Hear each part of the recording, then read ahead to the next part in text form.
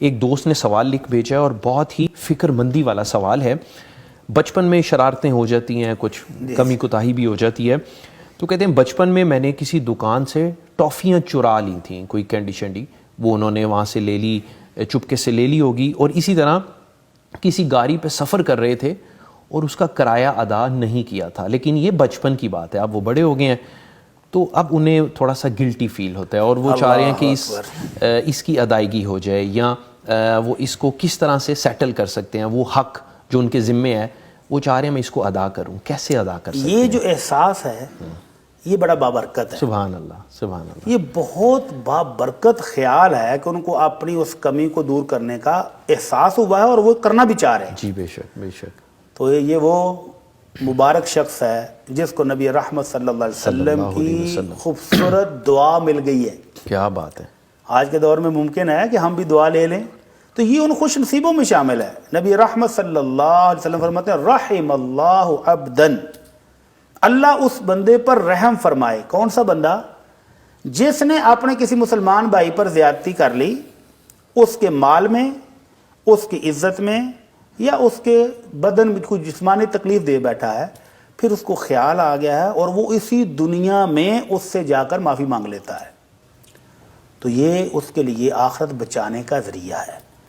نبی کریم صلی اللہ علیہ وسلم نے وارننگ دی کہ میرے امتیو، جس نے اپنے بھائی پر کوئی زیادتی کو ظلم کیا ہو تو وہ اسی دنیا میں اس کا ازالہ کر لے، کیونکہ وہاں درم اور دینار نہیں ہوں گے، یہ نہیں چلے گا۔ تو وہاں کیا چلے گا؟ آپ نے فرمایا اتدرون من المفلس، کیا تمہیں پتہ ہے کہ مفلس کون ہے میری امت کا؟ تو صحابہ نے کہا اللہ کے رسول جس کے پاس مال نہ ہو وہی مفلس ہوتا ہے۔ تو آپ نے فرمایا نہیں، میری امت کا مفلس وہ ہے جو قیامت والے دن آئے گا بہت سارے روزے، نماز، نیکیاں لے کر پہاڑوں جیسی، لیکن ایک لائن وہ بھی لگی ہے، کہتا ہے اللہ اس نے مجھے تھپڑ مارا تھا، دوسرا کہتا ہے اللہ اس نے مجھے برا بھلا کہا تھا، تیسرا کہتا ہے اللہ اس نے میری چغلی غیبت کی تھی، کوئی حقوق لینے والے آ گئے، کسی کا خون بہایا ہوگا، کسی کا مال کھا گیا، تو اللہ تعالیٰ کہیں گے کہ ان کے ساتھ معاملات کر لو، معاملات سمیٹ لو، تو پھر آ جاؤ ساتھ کر لیتے ہیں۔ تو اب ان کے ساتھ جب معاملات کرے گا، درم دینار ڈالر پاؤنڈ کچھ بھی نہیں ہے وہاں پہ، کیا دے گا؟ وہ کہیں گے بھائی معافی لینی ہے تو اتنی نیکیاں دے دو، مکمکا چلے گا۔ تو اگر وہ نیکیاں دیتے دیتے سب لوگوں سے اپنی گناہوں کی معافی لے رہا ہے اور نیکیاں ختم ہو گئیں اور بندے ابھی موجود ہیں، تو فرشتے اطلاع کریں گے کہ اللہ اس کے ابھی ذمہ داران موجود ہیں جن کے حقوق اس نے دینے ہیں اور نیکیاں ختم ہو گئی ہیں، تو اللہ کہیں گے کہ اس کے ظلم کے برابر ان کے گناہ لے کر اس کو دے دو۔ تو اب اس کے پاس اپنی خطائیں بھی ہیں اور دوسروں کے گناہ بھی اس کے سر پر ہیں، تو وہ جہنم رسید ہو جائے گا۔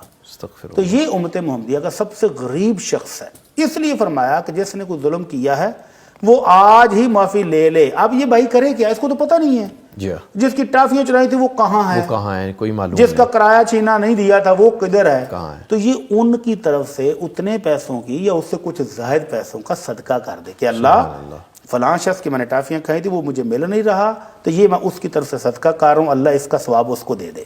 سبحان اللہ۔ تو یہ انشاءاللہ اس کی معافی کے لیے کچھ تلافی ہو سکتی ہے اس طریقے سے۔ ان کے لیے دعا کرے، ان کے لیے بخشش کی، مغفرت کی دعائیں کرے، اور ساتھ ان کی طرف سے کچھ صدقہ کر دے، تو انشاءاللہ تلافی ہو جائے گی۔ انشاءاللہ، انشاءاللہ۔